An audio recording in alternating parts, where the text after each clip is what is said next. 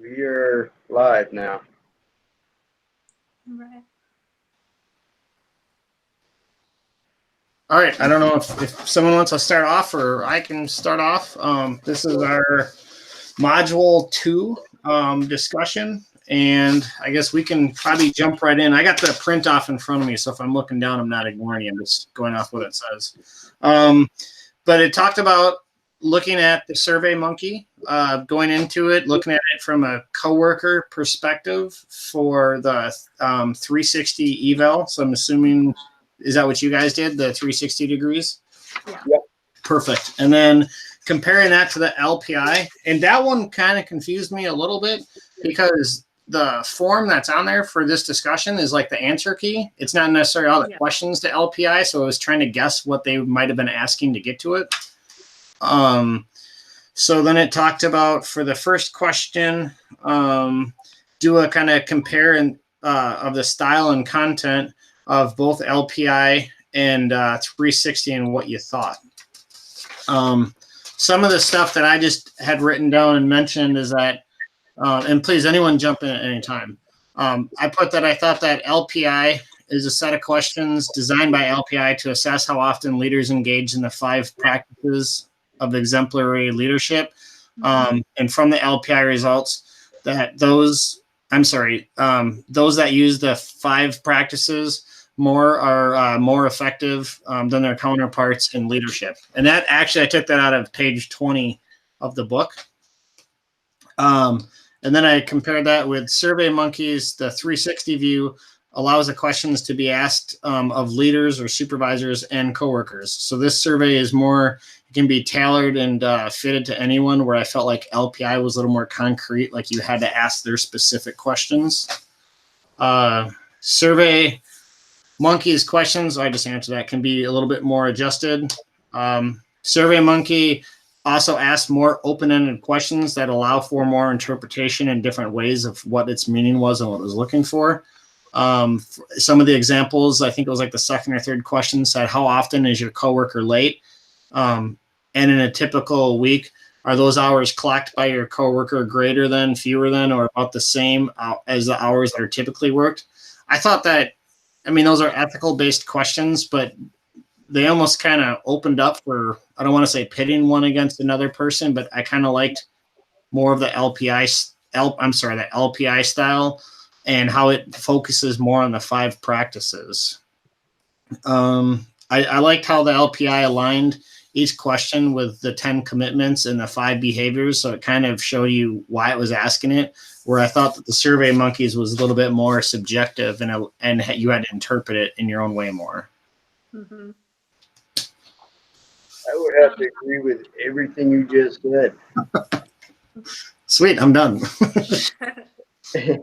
You pretty much everything you said are the notes I made. Awesome. Yeah, I agree too. I think LPI is a little bit more specific to that style and that focus on those 5 practices and the 10 commitments, like you mentioned.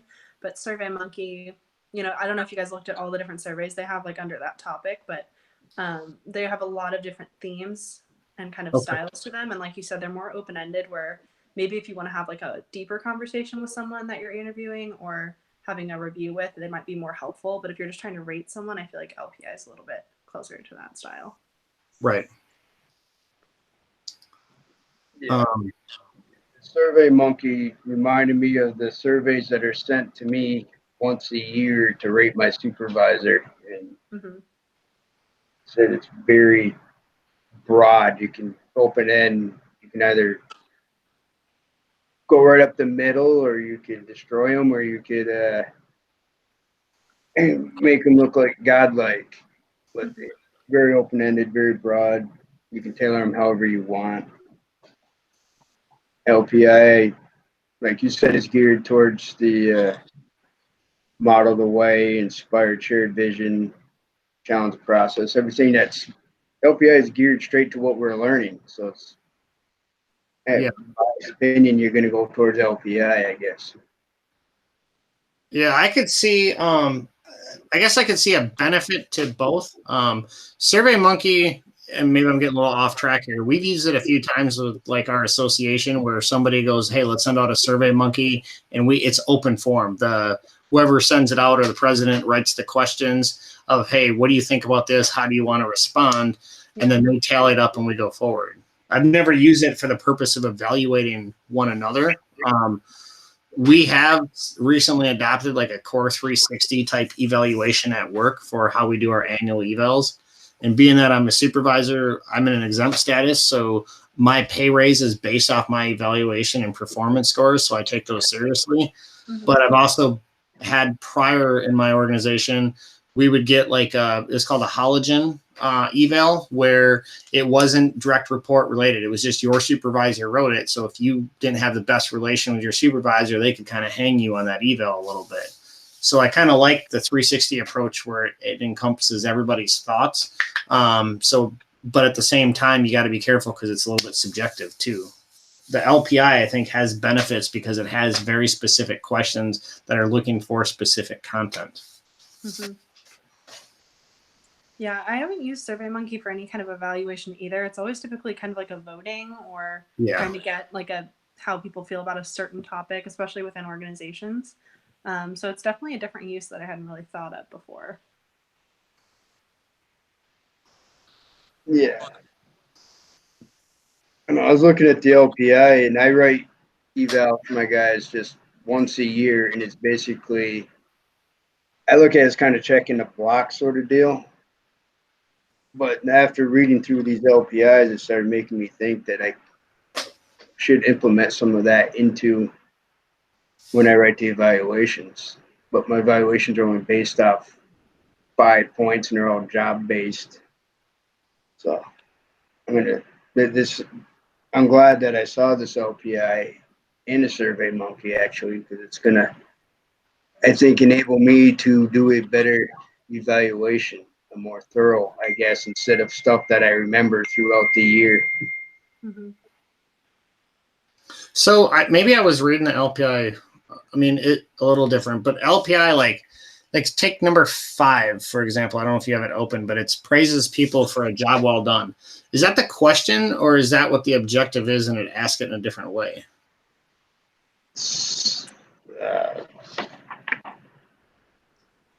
I think that's supposed to be like the question. Like, okay. Does this person do this? See, I thought like with LPI, like I like where they're going with it because I thought those are all good questions overall, and I could see implementing those into an eval. I guess I just didn't know if it's a yes or no, or if it's on a scale of 1 to 10, or like kind of how you rate and would implement all of them. I think you could do a scale with it too. That might make more sense based on how they phrase everything. Right. Right. I have one individual who's extremely outstanding, and I do have the power to put them in for a merit award if they receive outstandings on their evals. And I got to write a fairly lengthy statement as to why I think he's worthy of the merit award, which is going to give him two step increases, which is basically two raises at one time. And I'm going to implement a lot of this LPI into it because I think it's very effective because you can make powerful statement by using these questions on LPI. Definitely. I was thinking that same. I'm going to hang on to this so I can at least use it when I'm doing evals and almost cut and paste some of this exact verbiage into there because I like how it phrases it. Mm-hmm. Yeah, it phrases it very nicely. I want to say use the word powerfully, where it'll have an impact. Okay. Anything else for question 1, or did we kind of cover it? I'm going to say we covered it. We can always come back to it anytime we want to. Yeah. Yeah. You want to move on to 2 then? 2 was did you guys go through the whole worksheet or? The whole The instruction worksheet? Yeah. Yeah. Okay, I think that's what we're supposed to do is just go through the whole thing, aren't we? Or as far as we can get in our time allotted. Yeah, point by point. Okay. So then number 2, which is who are you? What do you stand for? And what do you always want to stand for? List your 5 most important personal values, not necessarily in order, and briefly describe what they mean to you and provide brief examples from your life. Focus on actual behaviors and actions, not just ideals or ideas. I flipped that. Sorry. What I actually did on this is I'm hoping I did it right, but right now I'm also taking OGL 482. And just in last week's module 1, we did a values checklist thing where you go out and there's a whole plethora of different values. And you're supposed to start off checking off 10 of them that mean the most to you. And then it gives you directions on how to think about it and to keep narrowing it down. So then you trim it down to 5. And then from there, you check 1, 1, 1 off until you get down to your last one. So I just took my top 5 values that I got down to on the sheet and thought, okay, well, that's probably a good spot to start. Because when I went through chapter 3 and 4, I didn't see like a guide of, are you supposed to use any specific values or use them from there? He didn't give us a list, so I think we were just able to make them up. But if you're able to apply it from another class, that's awesome. Yeah, so I actually emailed that to the instructor today and said, hey, this is something that we used. I don't know if you want to look into it or share it with other students. Like I found it kind of helpful because sometimes you kind of think in your head what you want to do, but sometimes I struggle to find the right term or verbiage to attach to it. So from the value checklist, when I did it, I came up with personal development. For like me, always wanting to aspire to continue to learn and to grow as a leader. Kind of to never settle or get stagnant. The second one, leadership. I mean, leadership being a practice of inspiration of leading others by example. Those are my words that I put in there. Basically, my family is a value of mine. I know it's a little different to leadership, but I put it as, I want to be guided that, I want to do what's best for me and my family and balance of work and family life. And then the fourth one is responsibility and accountability. I want to be looked at as a person that others can bring stuff to that I'm considered to be trustworthy and dependable. And then the fifth one I put as excitement. Basically, I need to be stimulated, I guess, sometimes to work and stay positive and stay on focus. So I kind of like to find joy and excitement in my work and what I do. Okay. Well, I guess I'll just list mine, and then I guess we'll compare after we all say them. So I put honesty. To me, honesty is everything. If you can't be transparent, then you're not really trustworthy in my eyes. I try to be transparent with everybody else also. I put family, of course. To me, I think everybody's family is important. At least it should be very important to you.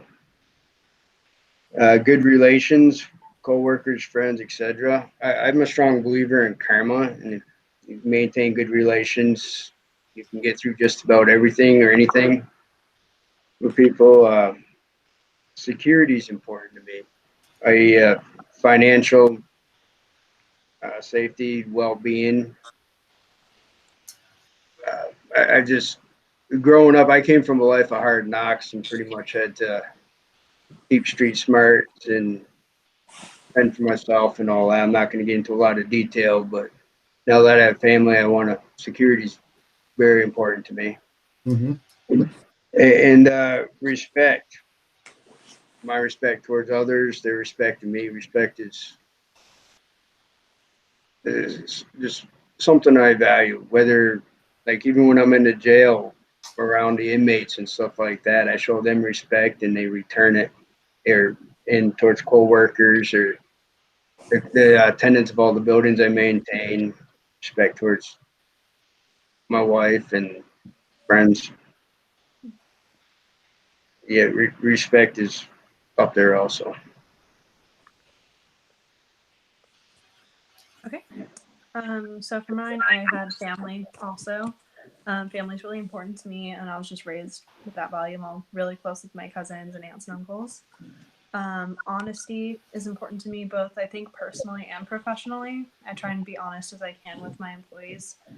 because if you're hypocritical or you're hiding things from them, you're going to lose their respect. Work ethic was another one for me. That was just something I was raised with always, to have a strong work ethic in school, in your job, and just in your life in general. Respect is another one for me. Again, just something that's really important in my family and that my parents really instilled in me, and it's just always stuck with me. And my last one was integrity. I think your word means everything, and if you're going back on it, or people can't trust you or feel like you're reliable, then you're really not cut out to be a leader. I couldn't agree more.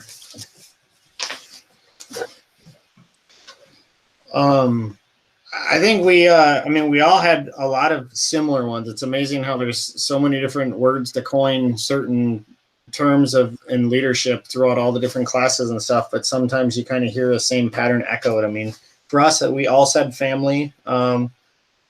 Respect, I put responsibility and accountability, but I was alluding to the same thing. Mm-hmm. I think, Kareen, you mentioned integrity. It kind of, I mean, that ties in with a lot of, I think we have a lot of values. Yeah.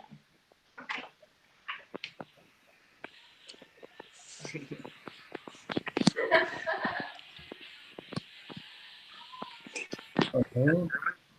Miranda, I'm using your charger. Okay. Sorry, I'm in a house with a bunch of people and they keep coming in here. No, you're good.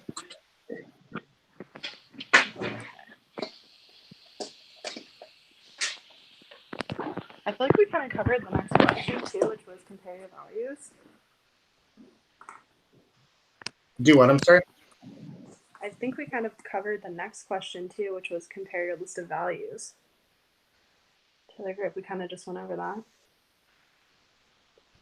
Yeah, I think so. Yeah, we can. Okay. So then number 3, list 2 or 3 things you did in the past few weeks to demonstrate any of the values. I just put, this is probably a cop-out maybe, but for personal development, I want to always continue to grow and to improve any way I can of being a leader and a role model to others. And I think, honestly, just by being in this class, I'm proving that personal development because, I got 15 years of separation from the last time I was in college until I came back for this. So I don't know if I can, for me, that's my best example of what I could say for one of my values. Okay. Yeah. I'd say for me, maybe family would be a big one. I have a lot of people visiting my home in the last few weeks, like people from out of town. So just trying to balance that priority with, work, school, everything else you have going on, and just always make the time for those relationships because that's really what means the most. Right. That's a good one. One of mine there, respect. I practice that pretty much every day. Like I said earlier, even when I'm in the jail, I respect people who may or may not deserve it, like the inmates. But that kind of makes my life easier, especially when I'm working within close proximity of them. They can, well, they can be unruly, put it that way. A lot of times, respect them and they'll show you respect. You can get on your day. Constantly working on my good relations with the customers and stuff. Again, that respect thing flows into that. But pretty much I try to live by all this every day. Best that I can. Honesty can be trying sometimes, but my boss kind of steps in front of that. But I pretty much, like, he'll ask me not to say stuff to the guys, but I like to be transparent and I'll say it anyways. The best advice I got about being transparent, and this probably goes true with any profession, but being transparent is saying what you can and when you can. With respect and transparency and integrity, there's kind of an understanding in leadership that there's times that you can't say everything to your troops. And, there has to be that leader-follower relationship where they have to hopefully, or they should respect and understand that you can't tell them everything. But having the ability to tell them what you can and when you can, that is transparency in my eyes. Exactly. And some things if they don't ask me, I will keep it to myself. But if they ask me directly, it's often hard for me not to tell if I've been asked not to, or if I'm trying to, if I feel I tell them, it'll hurt them, I guess, as opposed to be helpful in their curiosity or whatever. Right. So there's that fine line, and if you just got to decide which side you're going to walk on at that moment. Mm-hmm. Perfect. Anything else for that question? Not that I have.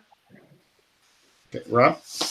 No, I'm good. The questions we gave this week seem to be, and that's why he gave us 8 of them.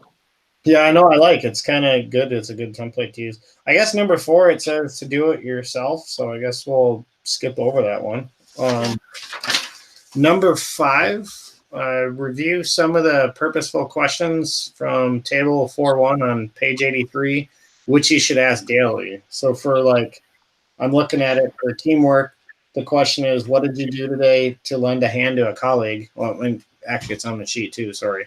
I don't know if he wants us to go through and talk about these. I mean, I guess we could for the purpose of using some time here. I guess each one of us has teamwork in different ways that necessarily is or is not like formal or informal leadership. But like one of my coworkers and I, because there's 2 of us that are sergeants in the training division, and we got a bunch of guys going through our field training process right now. And there's a question on one of the guys' abilities, if he's going to make it or if we're going to have to let him go. And he's assigned to the other sergeant. So, but he had a lot of hours of video to review. And I'm like, why don't we just do it as a team? So he reviewed some of the video, I reviewed video, and we kind of collaboratively talked about how his performance is. And, you know, we kind of tabled ideas together of what we could do to try to help this individual along. And I guess that's the individual teamwork, both in a leadership and a non-leadership position of me just giving advice too. Yeah.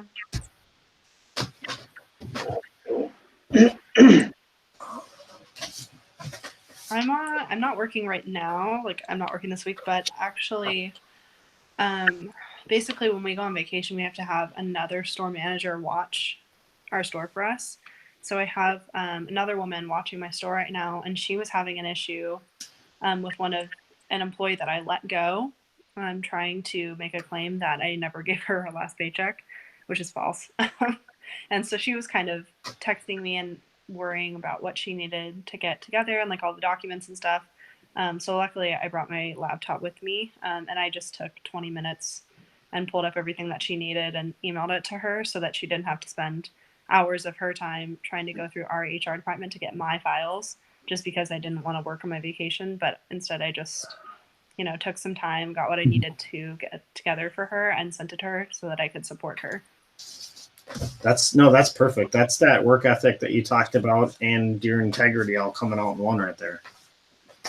Great. I guess my guys we're redoing our shop, so we had to empty it. And we had the floors all redone and stuff. Now we're trying to put it back together, sort through junk, get rid of stuff, just make it a better environment. But at the same time, my guys, I got to get work orders completed at the facility. And they voiced to me that they don't have time for both. So I went over there today, yesterday also, and just started putting the shop back together for them so they could pay attention to their actual work. Mm-hmm. And that was my helping hand towards them anyway. Nice. One example. No, that's perfect. I don't know if he wants us to go through these, but I guess we have time. The respect, what did you do to acknowledge the work of one of your colleagues? I can't really think of one I did today. I mean, maybe the respect is by doing teamwork, you're showing respect to your colleagues that you want to pitch in and help out. But I just put like the other day we have a weekly meeting, and it fell on Tuesday this week. And in the meeting, I just made sure to praise my administrative assistant. She took on a lot of extra work that she didn't have to free up some of my caseload. And so in front of people, I just said, hey, Denise did a great job helping, and I just wanted to say thanks. And it's awesome. Couldn't have done it without her. Nice. Very cool. On Monday, I submitted, we do like partner of the quarter, kind of like employee of the month Oh, cool. at Starbucks. Yeah, so I submitted, one of my baristas won it.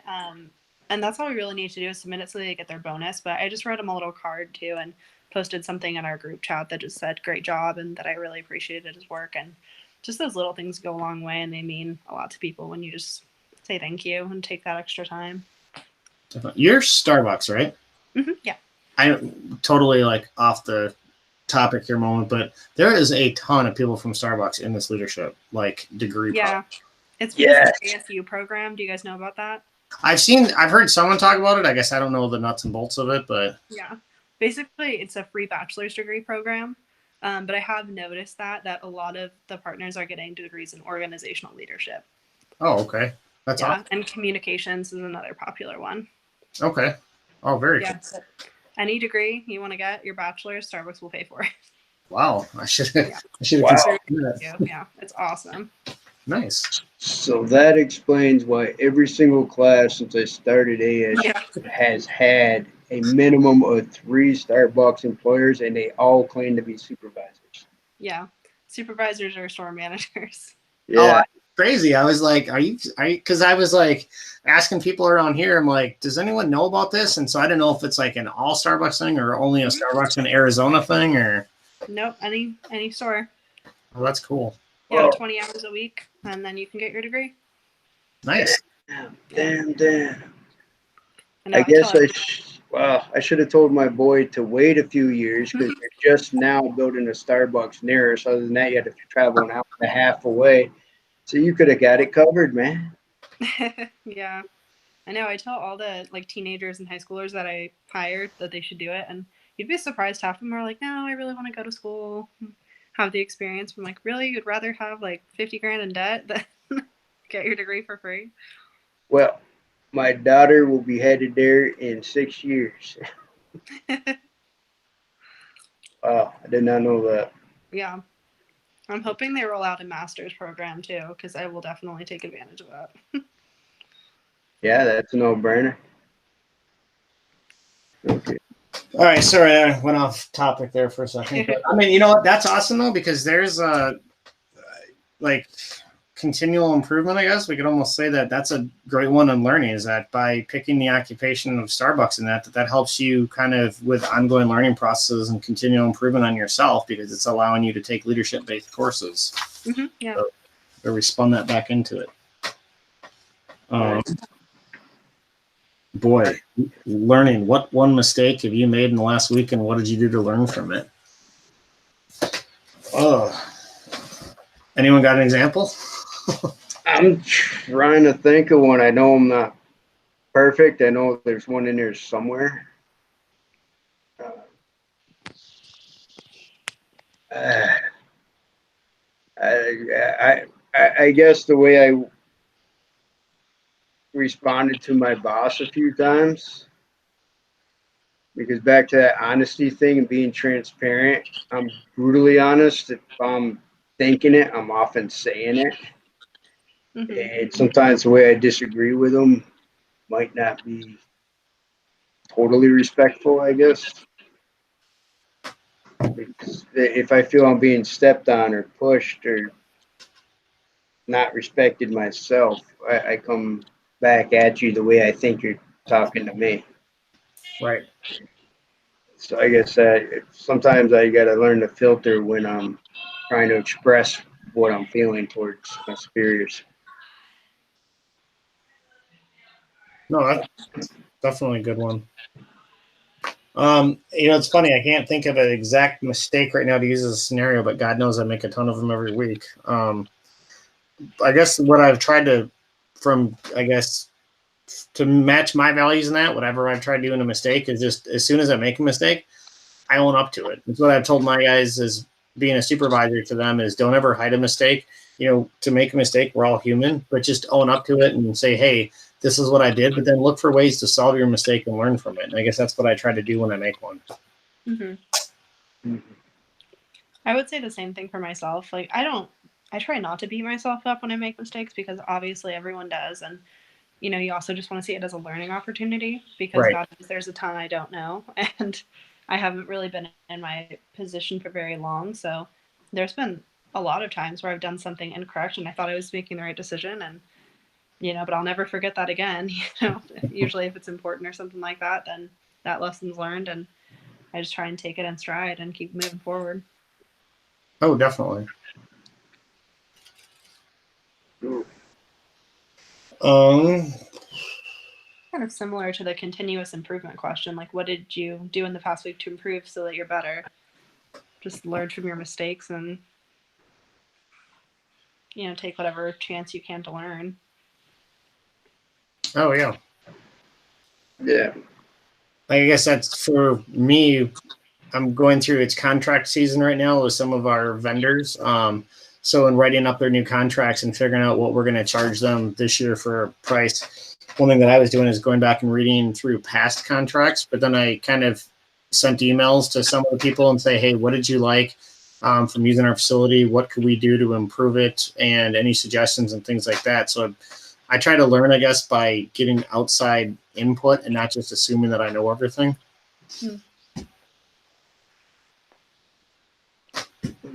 Yeah. Anything else? Now, what you were just saying, a lot of our work orders that we put out, they automatically come back with a survey, or the client will put in the work order. When we complete it, we close it, we put in what we done, and then they automatically get hit with a survey that basically, how did we do kind of thing.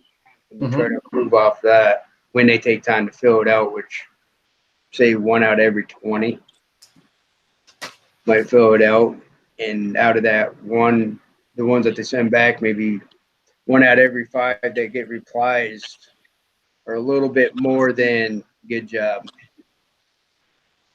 But we still try to use that as a tool to improve. Yeah. Oh, definitely. I guess that tied right in with customer focus because we both talked about, you talked about surveys and I talked about sending some email stuff. So I don't know if Corinne, you have anything. Is it Corinne or Corinne? It's Corinne. Oh, wait, sorry about that. I kept calling you Corinne. I respond to whatever because I get a lot of different. I'm like, I know it's me. Oh, that's funny. I got you though. Do you have anything else to add on the customer focus or? Kind of similar to you guys. Like Starbucks does a customer survey. So every month I get those results. Right now, Starbucks is really focused on customer connection. So like those questions are kind of like, did the barista get to know you? Do you feel valued? I don't like the way some of those questions are worded.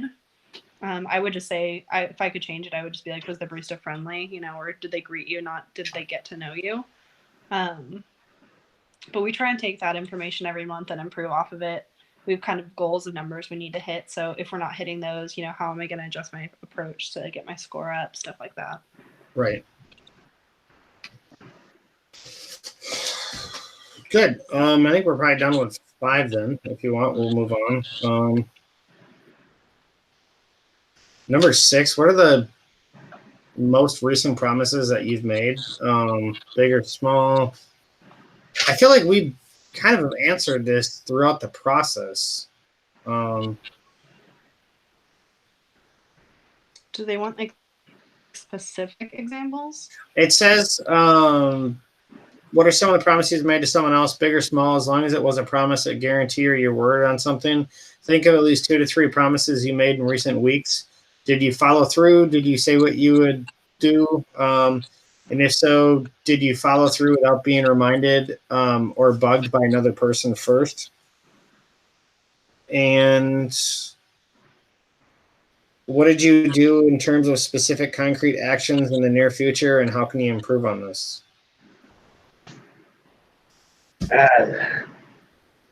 In my line of work, I have 7 buildings. I couldn't tell you how many department directors. I have 8 employees underneath me, and I'm always running, and I get asked a lot of stuff. And about the only way I remember is when I write it down in my book that I'm always carrying with me. Mm-hmm. And as long as I write it down in the book, I don't have to be reminded. But if I don't write it down, it's almost a guarantee that I'm going to have to be reminded because I'm bombarded consistently all day long for 8 hours. Mm-hmm. My phone doesn't stop.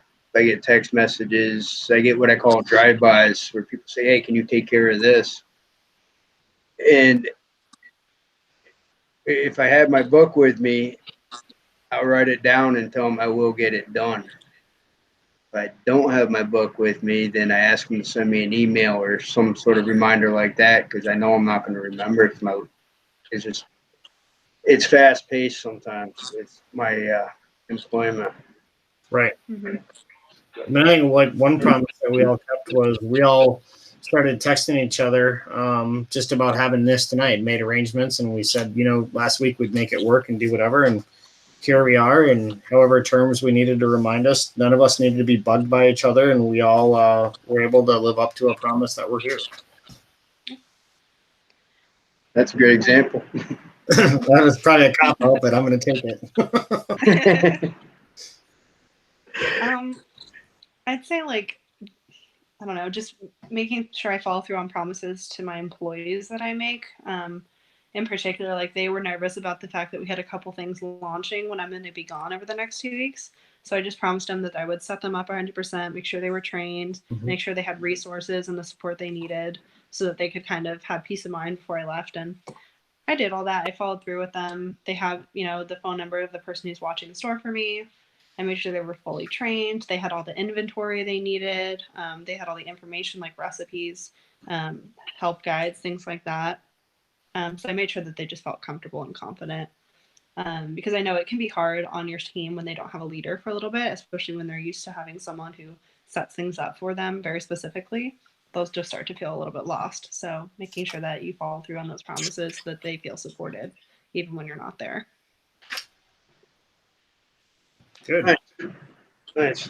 When I go on vacation, I keep my phone on me, and I'll answer it even though I don't want to, but I understand that I'm still being relied on. There's knowledge that's in my head that they're not aware of, and so I stay available.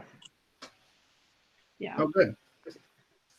Same thing. I just let them know. I'm like, try and problem solve it yourself. Try and use your resources. But if you have a question or you really need to know something, they can text or call me. They know that.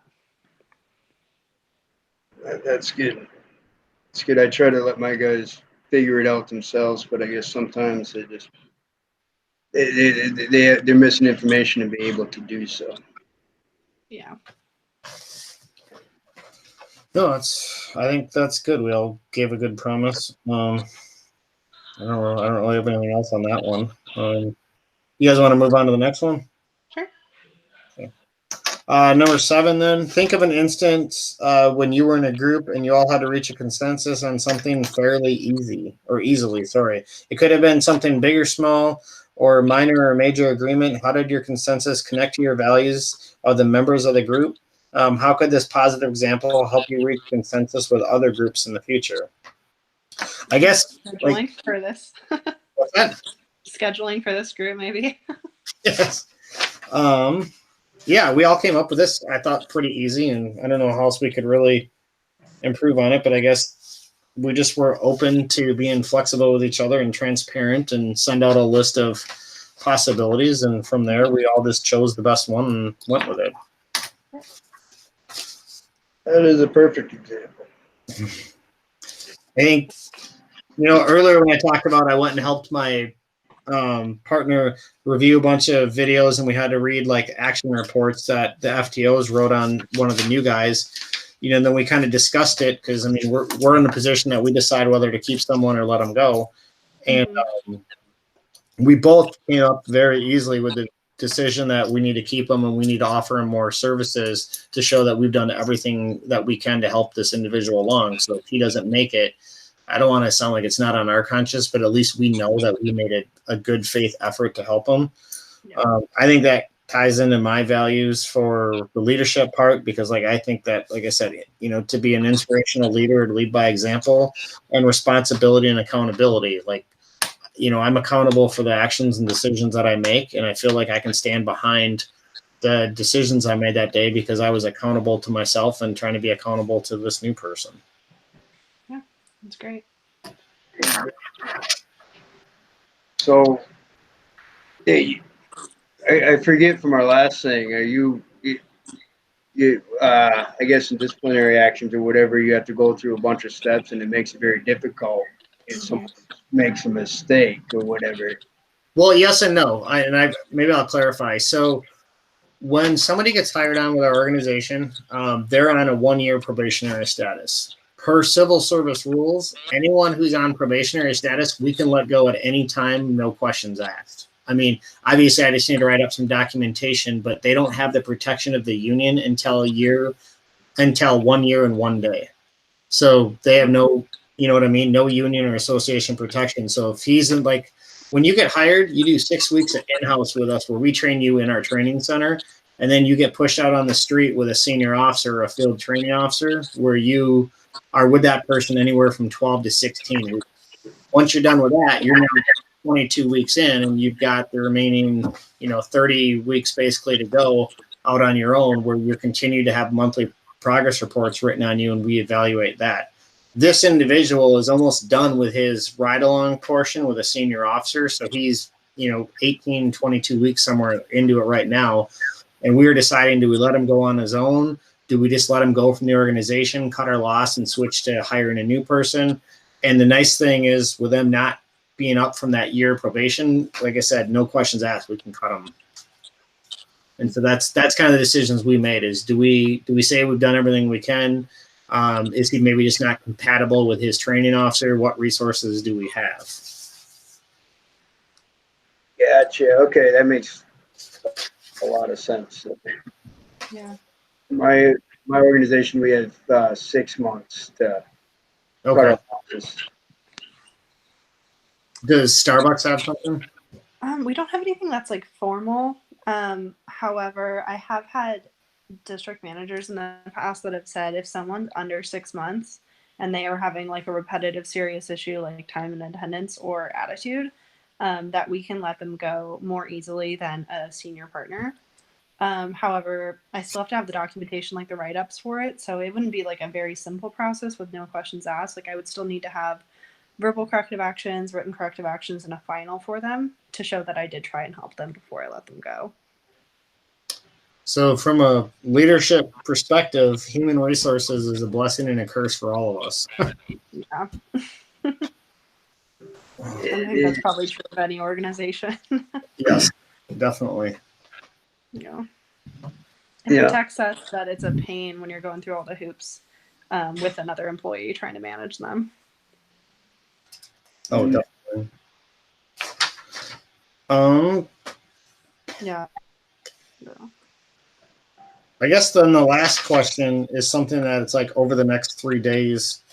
So I haven't got to that point, to be honest, yet. I just started looking at this yesterday when we set up our team meeting.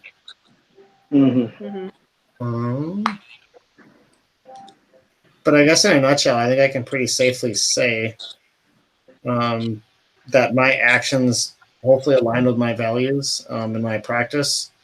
And I feel like one of the biggest things is always just be true to yourself, and you can't be true to yourself if you're not true to your values. So that's kind of what I live by. I think kind of the question, like, are you investing large amounts of time into things that are not important to you?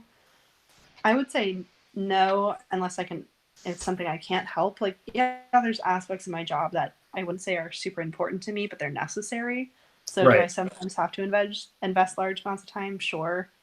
But I guess you could gear it towards more, are you wasting your time doing things outside of work that aren't important to you? Oh, exactly. Yeah. Investing large amounts of time in things that aren't important to me, that's, for me, that's kind of a yes or no, because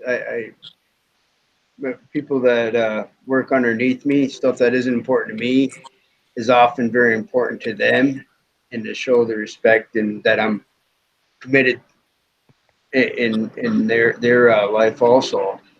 I sometimes will invest large portions of my life because it's important to them, and I guess they'll see that I do care, if that makes sense to you. Yeah. I know we talked a little bit about recognition last week and that it's something that we kind of have to do intentionally with our teams. So I'd say that could be a good example, just taking that time to do something special for someone that needs recognition, like writing out a card, submitting them for some kind of award, things that we might not think of as important to us, but they're important to the larger organization and to your morale. Oh, definitely. Yeah. Um, Well, did anybody have a chance to start getting into the chapters yet and read, or? I've read them. I haven't read them like every single page. I kind of just skim for the whatever it's called, the quiz thing, Yeah. SY something. I was gonna say, I was here in the interest of taking up some time. I highlighted something in chapter 3. So when it talked about values and finding your voice and stuff like that, or clarifying values. I think I liked the fact that it said, leaders. This was in chapter 3. Let your values guide you. So leaders who were clear about their values delivered as much as 5 times greater returns for their organizations as did leaders that have weaker character. I think it's like talking about values. I think it's important that when we understand what our values are from our organizational perspective, that we share those as much as we can with employees. Because if they know what drives us, they know what we expect of them, and it kind of makes a better working relationship all around. And hopefully, your values become contagious, and that your organization adopts your values. I totally agree with that. When I get a new employee, turnaround's very, very small in my organization. But when I do get new people, after a day or two, sit them down in my office and I give them all my expectations, what I believe in and what I expect them to do and follow in. And it's compared to the old employees, the ones that were already there, and the new ones. The relationship I feel is much better with the new employees that know where I'm coming from right out of the get go, as opposed to the old employees that I guess are already set in their ways. There's a definite divide in there. Oh, definitely. And then I later on in chapter 4, one of the things I liked when talked about spending time, which is I'm wondering what this question that we're supposed to do over the next 3 days is geared towards. But there was a quote that said, "How you spend your time is the single clearest indicator of what's important to you."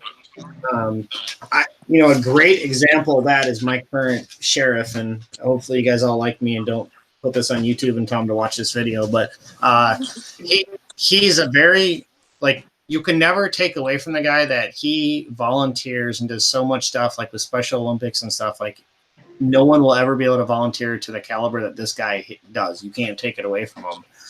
One thing that is, he spends so much time volunteering that lately it's like there's a disconnect where it's very hard to reach out and talk to him because he's never there, or he just seems like he's not very in tune with important decisions or strategic planning of our organization. So he'll say something once at a conference and we're like, no one knew that he was going to say that or that we were going in that direction. And you'll ask him about it later on and he's already forgotten about it. So I think that when we talk about time and how it aligns with values and stuff like that, I think there's truth in it because he has the best intention. He's got a heart of gold. But if you are so focused on things other than your primary job and your people that you're supposed to lead, they see that and it can create disconnect. And I think we're starting to see that in my organization. I can see that. I have a mix of a little bit of everything. Like my boss, how he spends his time, honestly, about 80% of the time, nobody knows how he's spending his time. He's a ghost. He has no clue where he's at. Right. He may say he's down in the southern part of Vermont checking on those buildings, but when you call down there, he's like, well, he ain't been here yet. It has been like 4 hours since he said that's where he's headed. So he doesn't, everybody is questionable about him because no one knows how he spent his time. He'll always answer his phone. That's about it. Oh, right. Do you have any experience with that, Corinne? I was just thinking about that. My last district manager, I would say, is a little bit similar in that he kind of is all over the place. He doesn't time manage very well. He'll add things at the last minute, like add meetings or conference calls at the last minute, or he'll change our meeting times around without really giving us a lot of heads up. So that can be a little bit challenging, and it just kind of makes you wonder why. Like, what are you doing, or what are you scheduling that you need to make these last minute changes all the time? But my current leader is honestly the most organized person I've ever met. Like, his calendar, he sends his calendar requests like 4 months in advance. If you send him an email, he responds so quickly, it's a little bit scary. Like, I'll just hit send and then I'll get him one that says okay 2 seconds later. So I'd say having had both those types of leaders, it's definitely a blessing to have someone that is very organized. But it can also be a little bit of a challenge when you need him to be flexible and he's not. Oh, definitely. Wow. I try my best to be organized, but the nature of my job, the script will flip from hour to hour. So I'll make plans as a guideline, but rarely does it come out the way I intended it to. Everything gets done, but maybe not in the order I wanted or how I wanted, but it'll still get accomplished. Mm-hmm. But, I don't really remember anything else that I had. did any of you all pay attention to when we started broadcasting? I thought it was like at 7. Well, my time it was 7:35, right around there. We waited just a few minutes and then started. So I mean, I think it was about that. Okay. I would agree. I think we still got about 5 to 7 minutes here. Does anyone know? I had switched over to the other screen when we were looking. You know how like last week and it says for this week that we're supposed to write a paragraph about kind of what we talked about and upload it. Does this worksheet also need to be uploaded with everything, or? Not that I'm aware of. I think he just still wants the paragraph recap. Like, I don't think he needs the answers to all the questions or anything like that. Okay. Because it didn't say that in the instructions. It just said write your reflection. Yeah, that's what I was just looking at, and that's how I'm taking it. But yeah, I mean, I took the time to fill out notes. I guess I didn't write a paragraph. I wrote bullets. oh yeah, that's fine because it said bullets or a paragraph, and if you did a paragraph, it said to do like 200 to 300 words, and that's why I didn't know when he had it that specific if we were expected to turn it in. No, I think the same thing we did for the last one. I got my grade back on it, and it was the max points. So I guess I did it correctly. Yeah, me too. Good. Yeah. I ended up rewatching the video because I didn't take notes because I can't read my writing when I try to write fast. So I rewatched stuff. It's kind of odd watching myself. Everybody says I sound like Stallone, and I'm kind of starting to believe it. It's funny. Yeah, but I did that right. And did any of you read the Audaces, or I think that's how you say it? Oh, yeah. The, I'm blanking on the word. Odyssey? Is that it? Odyssey? I think it's the Odyssey, right? Something like that.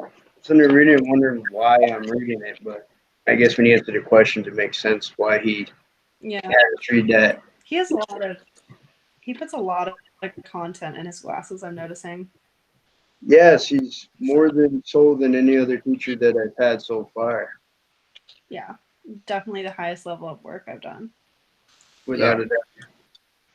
But We were just talking actually, Corinne, right before you came on here, that like the PowerPoint I probably spent more time. I probably spent 2 hours in that going through it and just trying to find quotes that were applicable that I could put in there. And it was kind of like questioning, like if it's a PowerPoint of just quotes, what is it really accomplishing? I'm surprised we just don't write the term paper and we're done. I know. I kind of am not a fan of the PowerPoint. I think it's a little bit of a waste of time. It doesn't need to be as long as it is, that's for sure. But I mean, Because did you read at the end of it? It's like 40 slides or something. I was like, 40 slide PowerPoint? Like, God. Well, I can see having to do this is forcing me personally to read, reread, and without a doubt, it's implanted in my mind now, as opposed to writing papers, which I would much rather do. You're absorbing it and pounding it into your brain much harder. Maybe that's the method to his madness to ensure you're learning his class. That's least- probably true. Yeah. Making sure we really understand. That's my only guess, because like I said, this is the most writing intensive and reading class I've taken to date. Yeah. It's a lot to grade for him too, so I guess he's taking the time. Yeah, he must love to read because Yeah. there's a lot of writing. Yeah.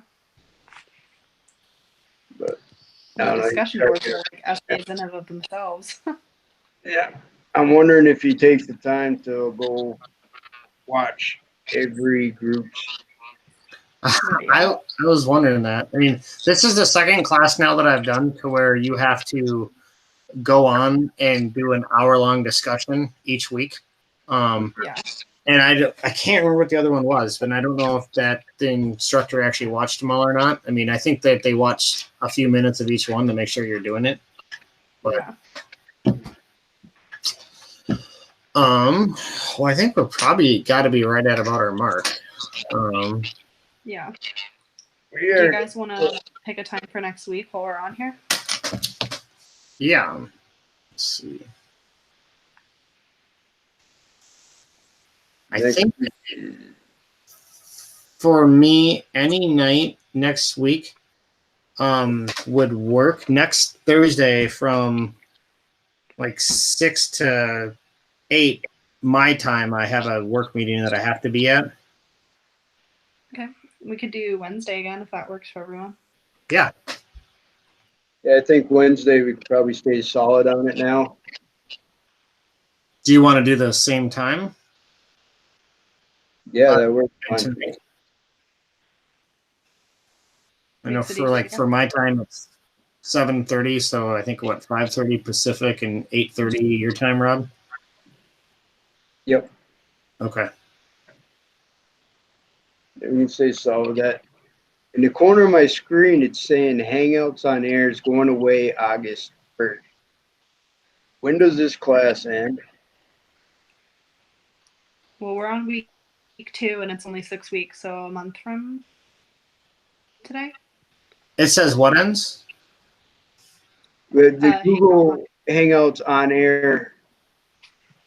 Google Hangouts on Air is going away August 1st. And it says for quick streaming, try YouTube.com webcam.